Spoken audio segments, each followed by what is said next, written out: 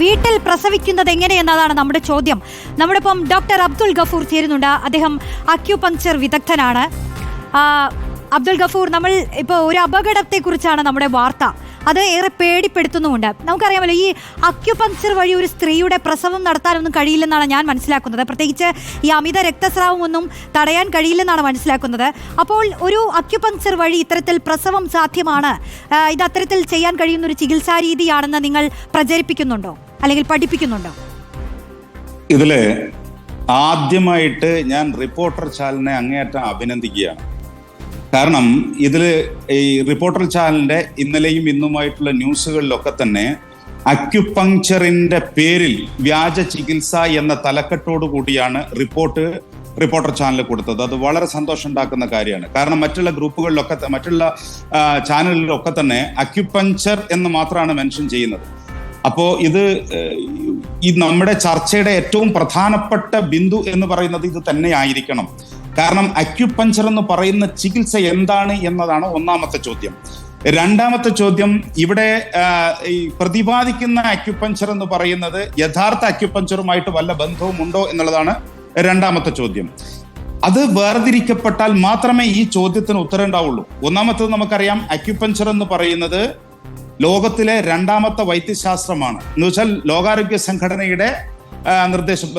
സംഘടനയുടെ ഡെഫിനിഷൻ പ്രകാരം ലോകത്തിലെ സെക്കൻഡ് ഡെവലപ്ഡ് മെഡിക്കൽ സിസ്റ്റം, ഏറ്റവും കൂടുതൽ റിസർച്ചുകൾ നടക്കുന്ന, ഏറ്റവും കൂടുതൽ ഡോക്ടർമാരുള്ള, ഏറ്റവും കൂടുതൽ രാജ്യങ്ങളിൽ അംഗീകരിച്ചിട്ടുള്ള സയന്റിഫിക് സ്റ്റഡീസ് എന്റെ ചോദ്യത്തിന്റെ ഉത്തരത്തിലേക്ക് ഒന്ന് ആദ്യം വരാൻ കഴിയുമോ? അതായത് അക്യുപങ്ക്ചർ വഴി ഒരു സ്ത്രീയുടെ പ്രസവം സാധ്യമാണോ? ഒരു കാരണവശാലും സാധ്യമല്ല. എമർജൻസി ട്രീറ്റ്മെന്റുകളോ പ്രസവം എടുക്കലോ അക്യുപങ്ക്ചറിന്റെ പണിയല്ല. അക്യുപങ്ക്ചറിലൂടെ അതിന് ചെയ്യാൻ കഴിയില്ല. അതിനുള്ള സംവിധാനവും അക്യുപങ്ക്ചറിലില്ല. ഇത്തരം പ്രചാരണങ്ങളൊക്കെ നടക്കുന്നത് താങ്കൾക്ക് അറിയാമായിരിക്കുമല്ലേ? പ്രത്യേക വാട്സ്ആപ്പ് ഗ്രൂപ്പുകൾ. ഇപ്പോൾ നേരത്തെ ഞങ്ങളുടെ റിപ്പോർട്ടർ മുബഷീർ തന്നെ അത് വിശദീകരിക്കുകയുണ്ടായി. ഒരുപാട് അത്തരത്തിൽ നടക്കുന്നുണ്ട്. പല സ്ത്രീകളും പ്രസവം കഴിഞ്ഞ് വന്ന് പറയുകയാണ്, അക്യുപങ്ക്ചർ പഠിച്ചിട്ടുണ്ട്, ബിരുദാനന്തര ബിരുദമുണ്ട്, ഞങ്ങൾ അതുകൊണ്ട് അങ്ങ് പ്രസവിച്ചു എന്ന്. അതെങ്ങനെ സാധ്യമാവുന്നു? ഇതിലെ ഉത്തരം വളരെ സിമ്പിൾ ആണ്. ഇത് അക്യുപങ്ക്ചർ അല്ല. അതോടുകൂടി തന്നെ ആ പ്രശ്നം തീരുകയാണല്ലോ. അവരെങ്ങനെ ചെയ്യുന്നു എന്നുള്ളത് അവരോടാണ് ചോദിക്കേണ്ടത്. കാരണം എന്നെ സംബന്ധിച്ചിടത്തോളം അക്യുപങ്ക്ചർ എന്ന വാക്ക്, അക്യുപങ്ക്ചർ എന്ന് പറയുന്ന ചികിത്സ ഒരു കാരണവശാലും ലോകത്തെവിടെയും, കേരളത്തിൽ നിന്നല്ല, ലോകത്തെവിടെയും എമർജൻസി ട്രീറ്റ്മെന്റുകളോ അല്ലെങ്കിൽ പ്രസവങ്ങളോ നടക്കുന്നില്ല, നടത്തിയിട്ടുമില്ല. മാത്രവുമല്ല, എന്തിനൊക്കെ പാടുണ്ട്, എന്തിനൊക്കെ പാടില്ല എന്ന് വ്യക്തമായി റിപ്പോർട്ട് ചെയ്തിട്ടുണ്ട്. ഈ പ്രബുദ്ധമായ യുഗത്തിൽ എന്തിനാണ് ഇത്ര സംശയം?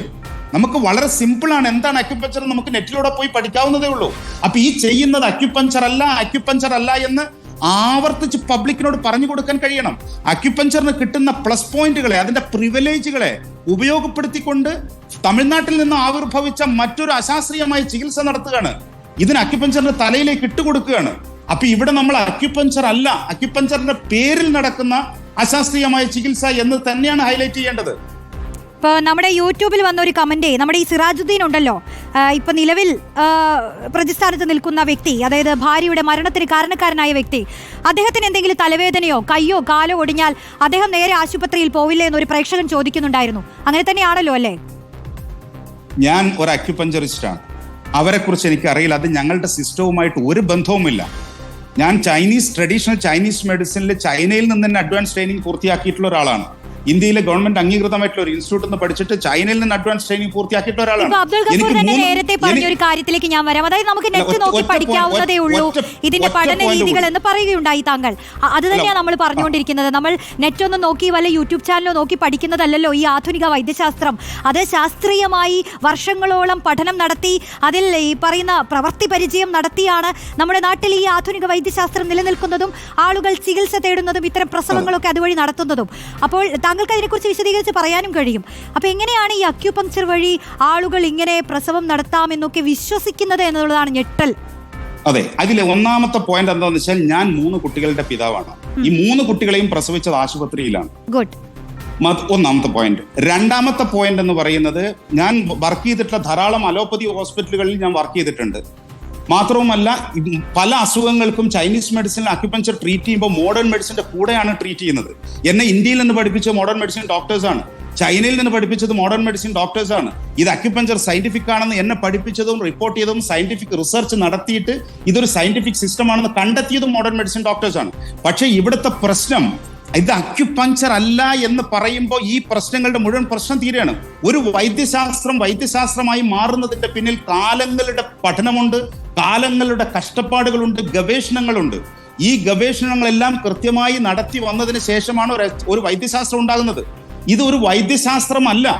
ഇത് തമിഴ്നാട്ടിൽ നിന്നൊരു വ്യക്തി കണ്ടുപിടിച്ച ഒരു സിസ്റ്റം ചുരുങ്ങിയ കാലം കൊണ്ട് വരികയും ലോകത്തിൽ കേരളത്തിന്റെ ഒരു മൂലയിൽ മാത്രം ചികിത്സിക്കുകയും അത് വെച്ചുകൊണ്ട് പ്രസവവും എമർജൻസി ഉണ്ടാക്കുകയും ചെയ്യുമ്പോൾ ലോകോത്തരമായ വൈദ്യശാസ്ത്രത്തിന്റെ തലയിൽ എങ്ങനെയാണ് ഇത് വരുന്നത്? യൂട്യൂബിൽ നോക്കി എന്തും പഠിക്കാം.